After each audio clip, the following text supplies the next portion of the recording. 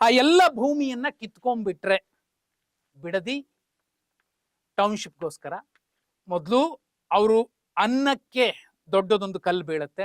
ಎರಡನೇದು ಅವರೇ ಸಾಕೊಂಡಿದ್ದಂತಹ ಹಸು ಕರುಗಳ ಸ್ಥಿತಿಗತಿ ಏನಾಗಬಹುದು. ಸಿಟಿ ಬೆಳಿಬೇಕು ನಿಜ, ಯಾವ್ದೋ ಬರಡು ಬಿದ್ದ ಭೂಮಿಯನ್ನ, ಕನಕಪುರದಲ್ಲಿ ನೀರಿಲ್ಲ ಅಂದ್ರೆ ಕನಕಪುರನ ಪೂರ್ತಿ ಈ ಟೌನ್ಶಿಪ್ ವ್ಯಾಪ್ತಿಗೆ ತಗೋಬಹುದಿತ್ತು. ಅರೆ ಬಿಡದಿಯನ್ನು ಯಾಕೆ ಟಾರ್ಗೆಟ್ ಮಾಡಿದ್ದಾರೆ, ಇದು ಕೂಡ ಬಹುಮುಖ್ಯ ವಿಚಾರ.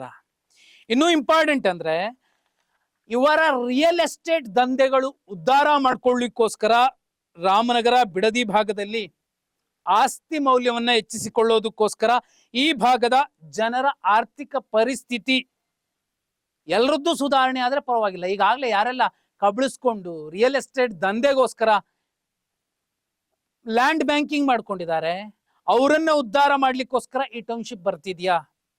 ರೈತರೇ ಹೇಳ್ತಿದ್ದಾರೆ ನಾವು ದುಡ್ಕೊಂಡ್ ತಿನ್ನೋ ಜನ, ನಮ್ಮ ಭೂಮಿಗೆ ಕಿತ್ಕೋಬೇಡಿ ಅಂತ.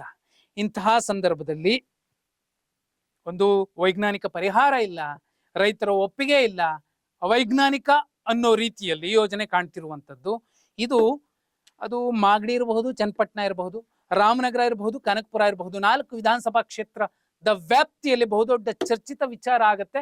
ಅಷ್ಟೇ ಅಲ್ಲ, ವಿಪಕ್ಷಗಳೆರಡೂ ಕೂಡ ಬಿಜೆಪಿ ಮತ್ತು JDS ಗಟ್ಟಿಯಾಗಿ ಈ ಯೋಜನೆಯನ್ನ ವಿರೋಧಿಸಿದ್ರೆ 2028ರ ವಿಧಾನಸಭಾ ಚುನಾವಣೆಯಲ್ಲಿ ಈ 4 ಕ್ಷೇತ್ರಗಳನ್ನ ಕಾಂಗ್ರೆಸ್ ಕಳ್ಕೊಳ್ಳುತ್ತೆ, DK ಶಿವಕುಮಾರ್ ಅವರ ಹಠದ ಕಾರಣಕ್ಕೆ ಅನ್ನುವಂಥದ್ದು ಈಗ ಸ್ಪಷ್ಟವಾಗಿ ಕಾಣಿಸ್ತಿರುವಂತಹ ಮತ್ತು ಚರ್ಚಿತ ವಿಚಾರ.